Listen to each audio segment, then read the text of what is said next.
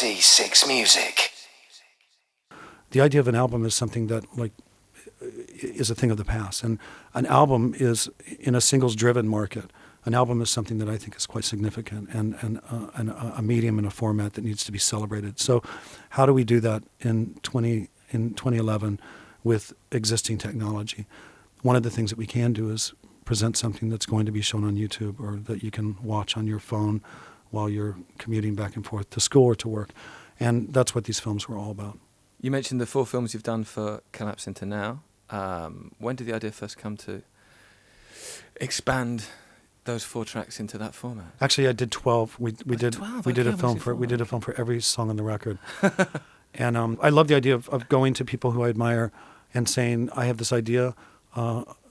You have a great voice and a great vision, and you're an amazing artist, and I want you to interpret an R.E.M. song filmically.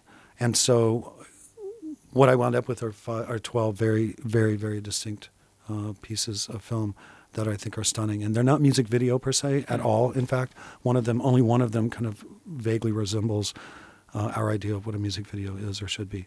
But I think we're kind of in a post-music video place. When you were doing the record, Collapse Into Now, were you aware of wanting to celebrate, say, the album format and having a sequence that works over the space of a whole record as something that you were aware of, as you say, aware of maybe diminishing out there? Sequencing is absolutely important to an album. It's perhaps one of the most important things.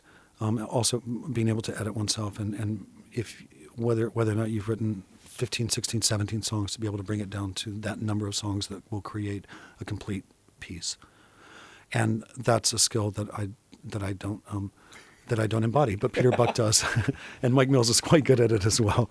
I'm thrilled that they capitulated and we started the record with the song Discoverer, because for me the opening, the sentiment of that song and the opening line is kind of kicking down a door and saying this is absolutely important right now, and it's maybe not what you think it is. Patti Smith is a guest on the album. Who someone that's made an impact on you. When was the first time you heard and first time you met her?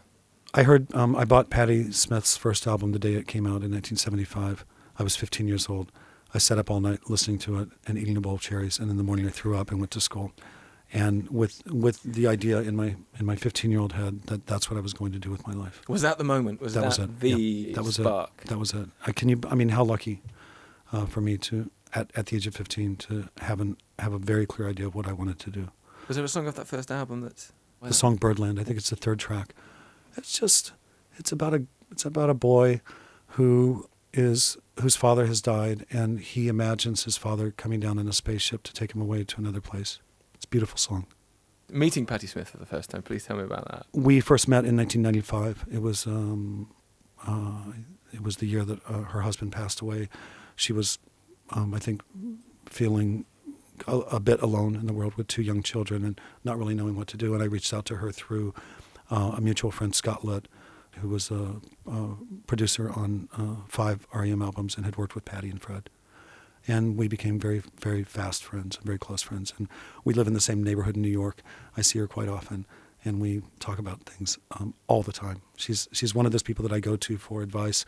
We're great friends, but we laugh that had I met her earlier than I did, I don't think I would be the performer that I am, because she's such an influence and such a unbelievable force in music. And now we know her skills as a writer. Her book has won awards around the world, and I'm happy to say that she's a great friend. Does it feel like every R.E.M. album now could possibly be the last one? Because you have so many other projects. There's the photography, there's sculpture you're doing now. Is there that sense pervading, maybe unspoken, in every session that you do? Is this the last one? Might be, don't know. I put so much into the work that we do, particularly with the band. I put so much work into it that when I'm done, I feel like I'll never be able to do it again. I feel like I've given everything that I have.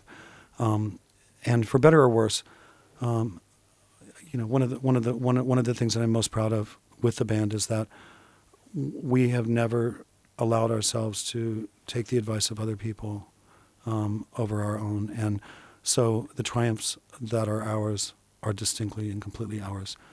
The failures that are ours are also completely ours. And so looking back, I get equal dollops of humility and triumphant joy experiencing what we've done as a band. And you're not going to tour this record? No. Thank you very much, Michael. Thank you so much.